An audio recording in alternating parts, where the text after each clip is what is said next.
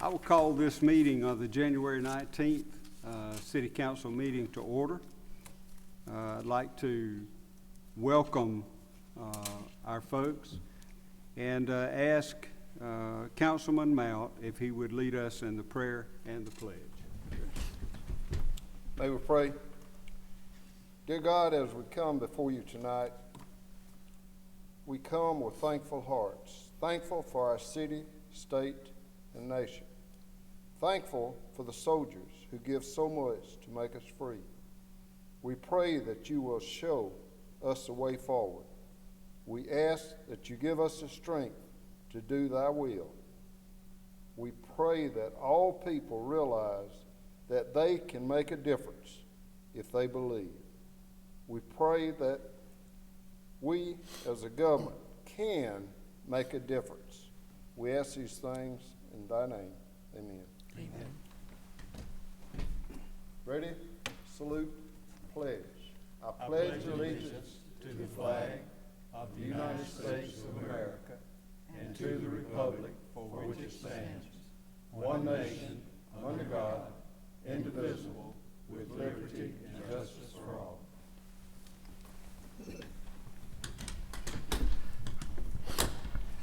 Thank you, Councilman Mount. Would also like to welcome our guests that are here with us tonight. We always welcome them to come and see what we're doing in your government. We have before us the consideration of the minutes from the January 5th meeting.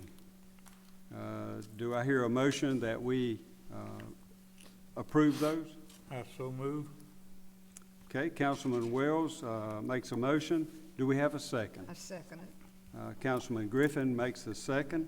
Is there any discussion? If not, all in favor, let it be known by raising your right hand. Any opposed? Same sign, so it carries. It is unanimous. We do not have any unfinished business, but we do have some new business. Would like to make the council aware that we have added about $100,000 worth of to the resurfacing project. So the total of that, Mayor, I believe is going to be around $400,000. Before I go any further, let me make an announcement here. We have not had a coup. The mayor is still the mayor, but unfortunately his voice has just about left him. So he asked me to fill in for him tonight so that because of his difficulty in speaking. So that's the reason we have not had a coup. So, all right. We also have a request from the police department, from Chief Hudson, for some police vehicles. These vehicles, I believe he told us, will get us back on our rotation of changing out the vehicles as we had planned, and it would require 4 vehicles. Those vehicles, he has found that we can also get Ford vehicles now, the Explorer with the police interceptor package. So what he has proposed that we do, because if we can get the bid close enough, we would like to do business locally. And in order to do that, he has asked that we bid to all of the dealers in the local area. So that's what we propose doing. But in order to do that, we need to have a motion that we go out for bids for those 4 vehicles. So do I hear a motion? I'd like to make the motion that we put these 4 vehicles out for bid. Okay. We have a motion. Do we have a second? I second the motion. All right. We have a motion from Councilman Wells and a second by Councilman Mount. Is there any other discussion? If not, raise your right hand if you're in favor. And that is unanimous, so there is no one opposed to it. We also have coming up our general liability insurance. We had John, correct me if I'm wrong, but I believe that we had a 3-year contract, and we have before us what the premium for 1 year is. And then if we take a 3-year premium, the only thing that would change would be if we add or take away property to be covered. The 1-year premium is $224,669 per year. But if we do it on the 3-year, it would be $220,347 per year. So what is the, and I believe that the current year, or the past year, was $213,612. And that increase of $7,000 is some additional property plus a little bit of increase in rate from the end of the 3-year premium that we had been quoted. So do I hear a motion that we do this for 1 year or for 3 years? Mayor Pro Tem, I make the motion that we accept the 3-year contract for liability and property insurance. This is from AMIC, provided by O'Neill Agency. We feel like this is a good contract, so we'll accept the 3-year contract.